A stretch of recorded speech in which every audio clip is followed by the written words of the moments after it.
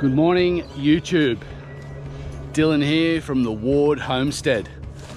So, with our little 2 acres we've got here, we've got to prepare the space before we start doing veggie gardens and fruit trees and getting all that stuff going, the chook pen. There's a few other little jobs we've got to do prior as far as infrastructure goes and getting it ready before we do that. And one of those things is diverting a bit of water away from the house.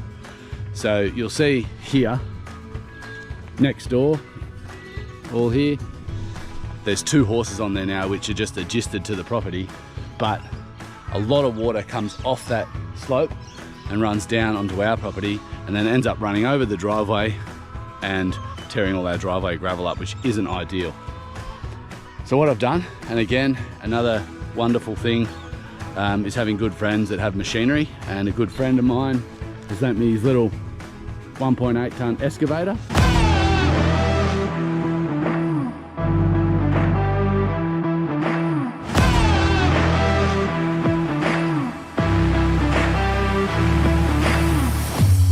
Holy shit.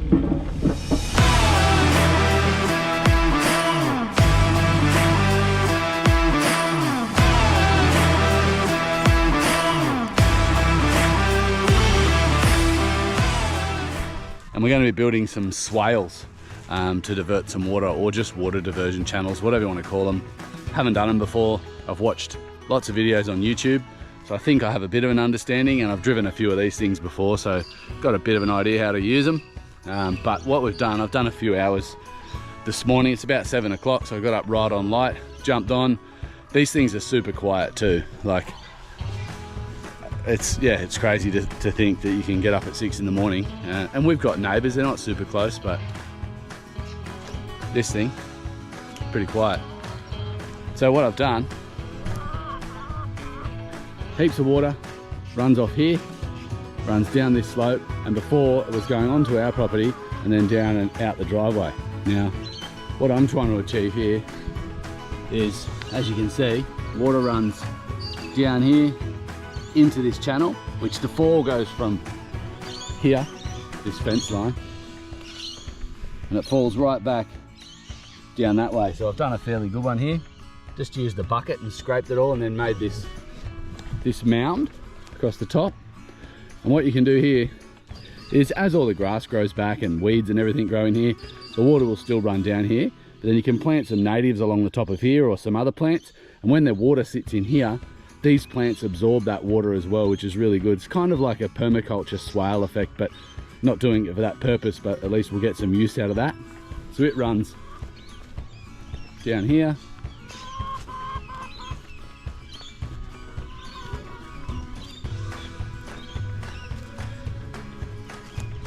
and then I'll keep going all the way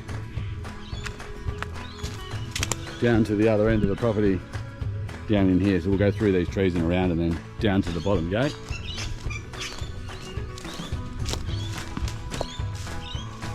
Which sort of runs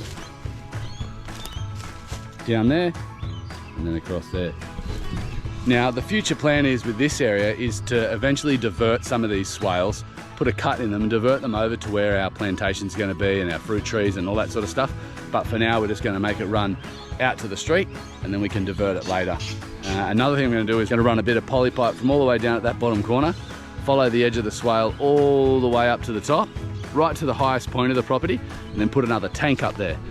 So then we can have water and taps along the way as well for irrigation, which, look, that's taking away from having to stand there with a hose. So I think doing that earlier is a smarter decision. But you can see what the water has done even previous to digging this swale.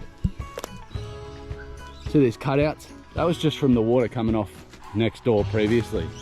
So all in here.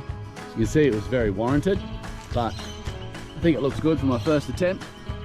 Yeah, it'll probably take me this afternoon and the rest of tomorrow to get the rest of the swale dug. And then we'll use it while we've got it for a few other little things as well.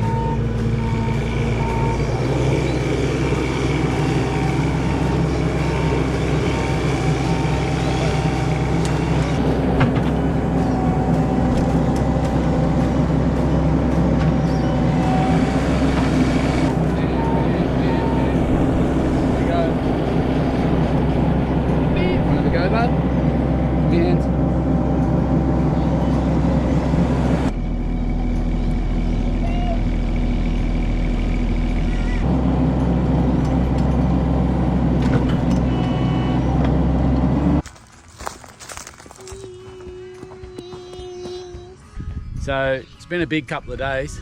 About midday on Sunday, we've pretty much been on the excavator all weekend, doing lots of swales and other little jobs while I have it. Thanks to my good mate. Appreciate it, man. You know who you are. I had to ring my mate yesterday because I didn't know how to take the bucket off the excavator, but managed to do that, and he gave me a good tip, is actually to drive the excavator tracks along the edge of the swale to compact it down a bit, and actually makes it easier to mow as well. So this is the last of it. This starts from the high side of the fence and falls to the back of the property, as you can see. This one here, which will stop all the water from the rest of his farm next door coming in and going to the house, which is really, really good. So this one's done. Just got to wait for nature to take over now. Follow me and we'll show you the rest. So now it runs from the top to the bottom of the property.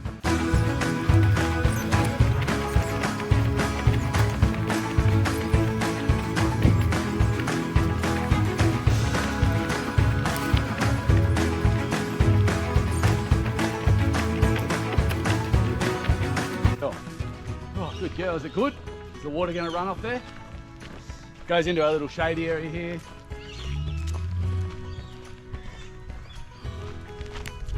Down the corner. If you have any suggestions on what to do with this shady area, it's under some gum trees, but we don't really know what to grow here. So any suggestions on what we could grow in this really nice shady area? There's some really nice soil here, but don't know what to grow. Tips would be great. Down here. We won't go too much further, but you can see that it goes all the way down and wraps around, follows the contour of the land, and then all the way out to the front of the property. And there's a bit of a runoff there, which will take it, 3/4 of the way across the paddock into the other swale, which is down the other side, so that water doesn't go into the other neighbour's house. It's all a big puzzle, but we're getting there.